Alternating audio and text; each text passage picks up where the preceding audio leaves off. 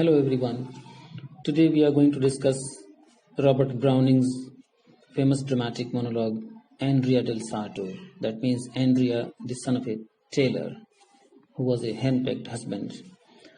Andrea del Sarto was published in 1855 in the volume of poems by Browning.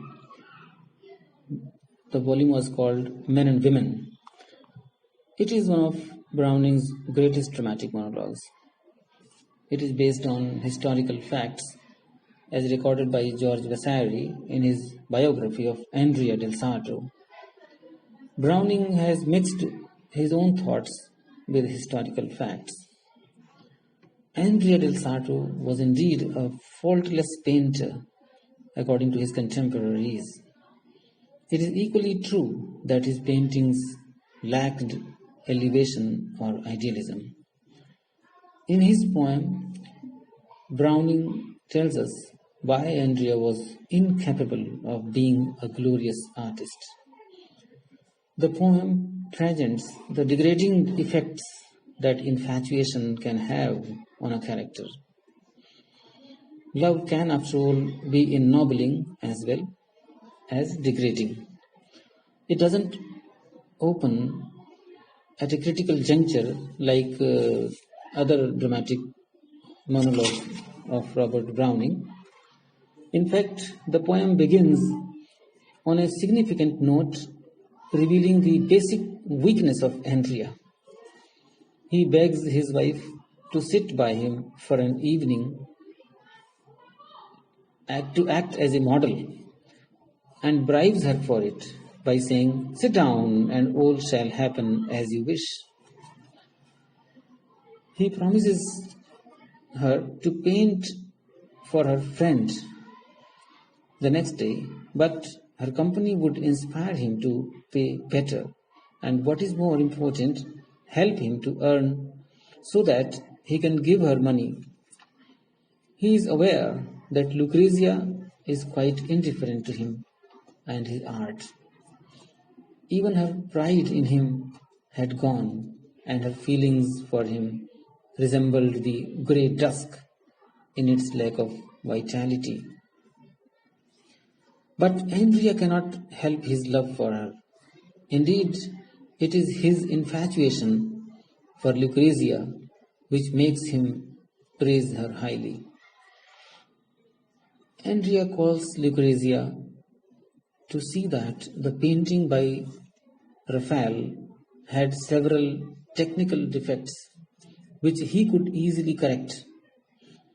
He could easily achieve a perfection in drawing which other artists dreamt of and feel short of after lifelong striving.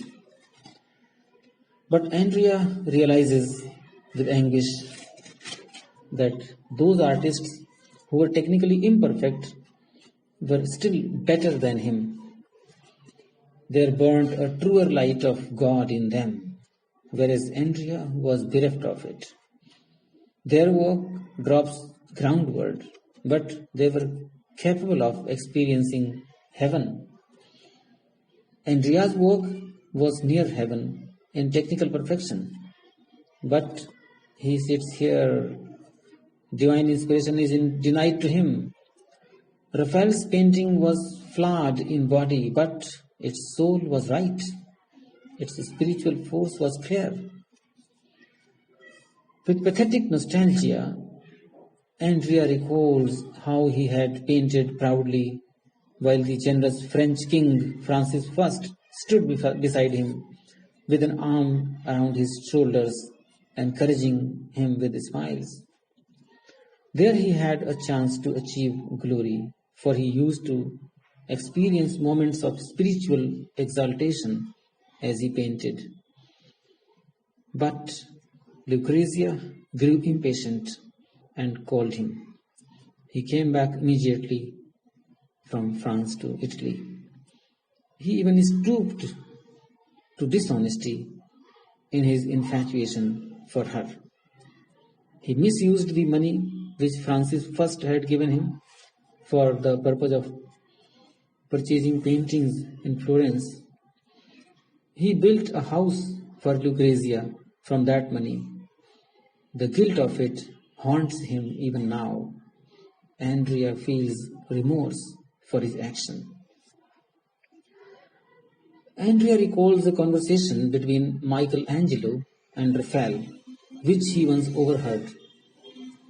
Michelangelo remarked that Andrea could easily surpass Raphael if he had the patronage and encouragement of popes and kings, which Raphael got.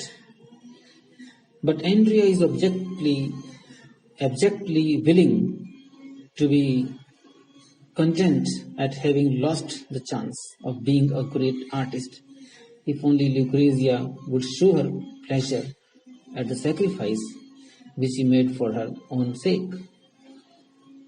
He recalls his treatment of his parents who died in poverty and tries to justify himself by saying that he could not help it, for it was their fate. As he says, let each one bear his lot. They were born poor, lived poor, and poor they died. This is what he says about his parents. All through the poem, there is a forward and backward movement in time as Andrea muses over the past and pleads with his wife to spend the rest of the evening with him. The poem ends on a pathetic note and resignation as Andrea lets his wife go off to meet her lover. The poem is a masterpiece of character study. Andrea is a feeble-minded personality who lacks vitality.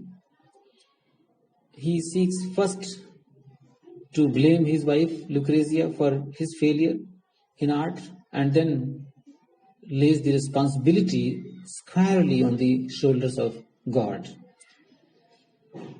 Fatalistically, he declares that everything is in God's hand. As he says, so free we seem, so fettered fast we are. I feel he laid the fetter, let it be. And on one occasion, he says, all is as God overrules.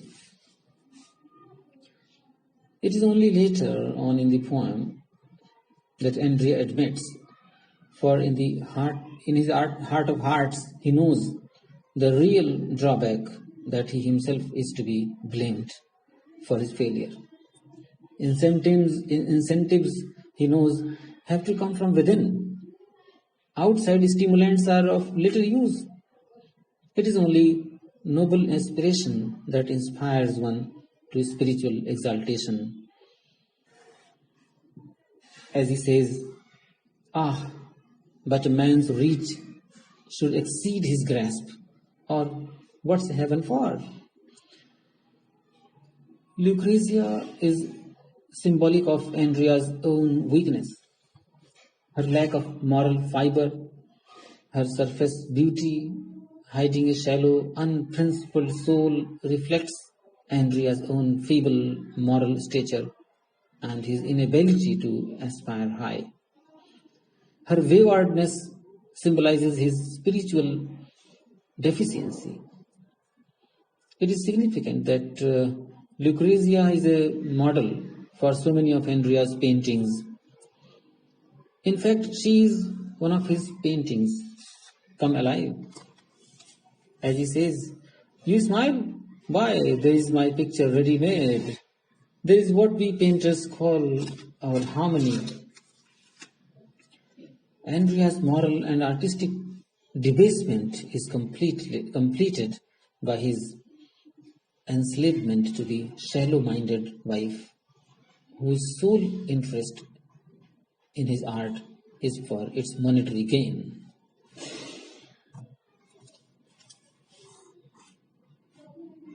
Andrea del Sarto is in fact a lament for a soul's tragedy. As Andrea speaks, his soul is laid bare. According to Mark Roberts, the poem is, in one aspect, a discussion of what constitutes failure in art. Thank you.